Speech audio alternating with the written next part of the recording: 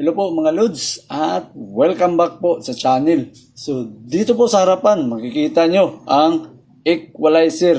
So ang equalizer natin mga Lods ay para sa battery balance charger. So ang balance natin na tinatawag nating battery equalizer ay ginagamit po ito mga Lods sa mga battery na matataas na voltahe o tinatawag nating multiple separate batteries in series. So, yun po ang battery na ginagamit. Yung mga high voltage na 12 volts, 24, 48, pataas na voltahe. Ito po ang ginagamit na battery equalizer. So, ang gagawin natin, bubuksan na natin. So, yan, wala namang makita. Bubuksan natin kung ano ang nasa loob.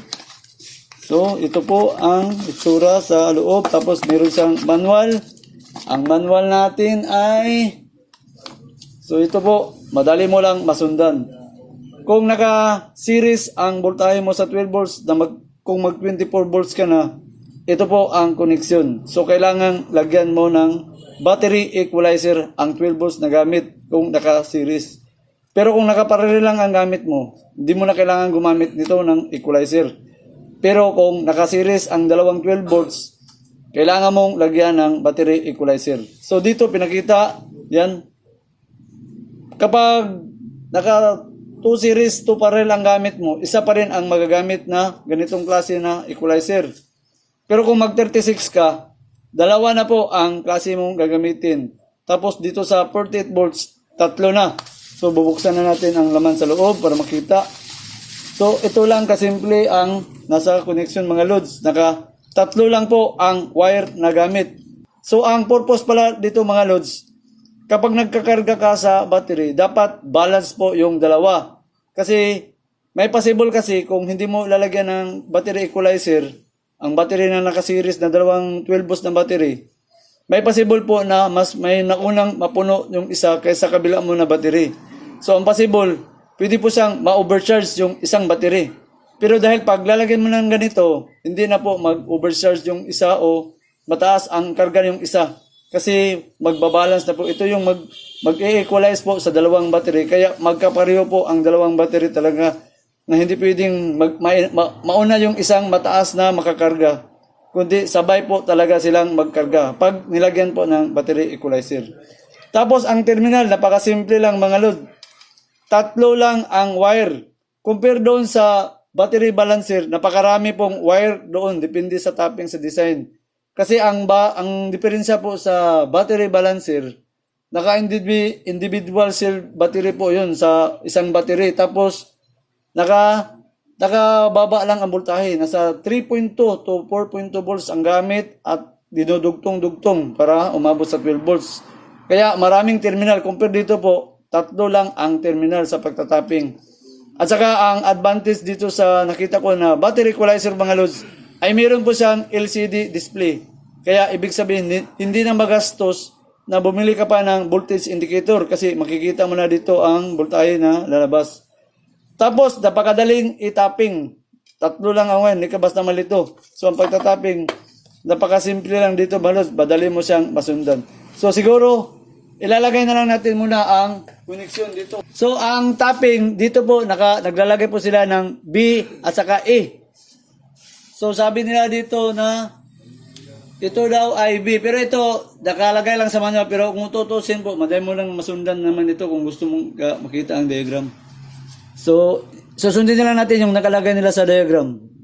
Ang B is naka-positive, tapos yung E naka-negative. Para gawin natin itong 24 volts, siyempre itapping natin dito ang negative sa positive. Ganon, nakaganon. Yan. So dito sa terminal, ito ang magiging 12 volts po ito at saka 12 volts rin po ito. So ang labas dito sa taas, lalabas na po dyan ang 24 volts. Tapos ito naka-positive. Tapos dito sa kabila naka-negative. Ang ibig sabihin natin dito mga Lods, kapag wala pong battery equalizer, may possible na una pong mapuno yung isang battery. So para mapigilan po yun na hindi madaling masira o ma-overcharge po ang isang battery, kailangan gumamit ka doon ng battery equalizer. So, paano natin itatapping ang battery equalizer? So, napakadali. Sa wire, battery equalizer. Yan. So, nakita naman natin ang wire. So, tatlo po ang wire. So, sundin mo lang ang pagtapping. Napakadali mga lods. Yung pula, standard po itong pula is positive. Nakatapping sa positive. Dito nakatapping. Yan. Yung itim natin na wire dito sa kabila, nakatap siya sa negative. Yan. Tapos, yung center natin dito, yung white mga lods. Itong white na makikita mo siya dito. Naka-center po yan. Dito ang tapping. Ito yung center. So, dito yung white nakatap. Oh, yan. So, ilagay ko na lang dito sa baba para makita kung sakali pong dagdagan mo pa ng naka 24 volts pero naka-parallel. So, napakasimple lang ang koneksyon sa baba. Dito. Yan. Tapos, yung sa kabila, dito mo itatapping sa pula. Yan. Sa kabila. Yan. Tapos, yung center, ganoon pa rin mga lods. Ang center natin para dito yun sa white. Dito nakakonekta. Yan. So, ganito lang ang tapping. Isa lang na battery equalizer sa 24 volts na naka-parallel na 2 series to parallel. So, gagawin natin dito mga lods. So, subukan natin itong ilagay sa battery para makita naman yung mag-energize itong indicator natin. So, ito na po ang battery natin mga lods. Naka-gel type po ang gamit natin. Dalawa po ito, 12 volts, 12 volts. Tapos, naka-series ang connection doon sa dulo sa negative, positive. Tapos, ito yung terminal sa positive, ito sa negative. Tapos, yun po ang diagram natin. So, sa kabila, LiPo4 po yan, hindi kasali. Ito lang ang connection natin para sa 24 volts na lalagyan natin ng battery equalizer. Tapos ang diagram, nandun po ang diagram. So 12 volts ito, 12 volts tapos naka-jumper ang negative at saka positive. So yan makikita negative, positive, pula, team. Connecting dito mga loads. Tapos ang terminal natin sa positive yan at saka dito sa kabila yung negative. So ito yung positive, dito negative. So kung kukunan natin ito ng voltahe, makakuha po tayo ng 24 volts po dito. So ilan ba ang voltahe ngayon dito? So ang voltahe po nasa 24.5. Makikita mo nyo dito. Ayan, makikita 24.5. So yung bawat cell, para makita rin natin yung cell dito sa kabila is dito ay naka 12.3. Sa kabila naman dito naka 12.2 lang sa kabila. So yun ang importante kapag hindi magkapareho. So bahala na doon si battery equalizer na magkapantay po ang dalawa. So ang gagawin natin, magtatapping na tayo. So paano siyan itatapping? Ito ang battery equalizer. So napakadali mga lods, makikita mo sa diagram. Yung pula nakatap sa pula, sa positive. Tapos yung itim dito, yan nakakonect sa kabila sa negative. Tapos yung jumper dito sa battery, dito nakakonect po ang white na wire. Ito yung white pataas. So, ang unahin natin, sa positive tayo. So, pula. Itong pula dito, sa positive tayo. Dito natin itatapping. So, next natin, natapping na natin ang positive. Sa kabila tayo, sa itim, sa negative. So, yung itim wire, susundin lang natin. Ito, itim, para sa negative. Dito sa negative terminal. Yan. So, ang next natin, sa center na tayo. Dito sa negative at positive. Yan, makita naman sa diagram. Negative, positive. Itong blue na nakakonektado. Ito po yung white. Ang itatapping natin. So, yan po, mga lods. Tatapping na natin. So, makita naman, nakapantay na po. Naka 12.3 at saka 12.3 rin sa kabila. Ayan. Tapos, kukunan natin ng voltahe uli.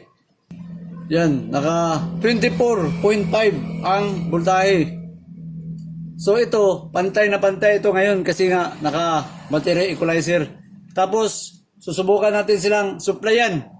So meron po akong battery na pang charger na smart dito mga lods, yung sinasabi natin na Paxor. Yan. Yan.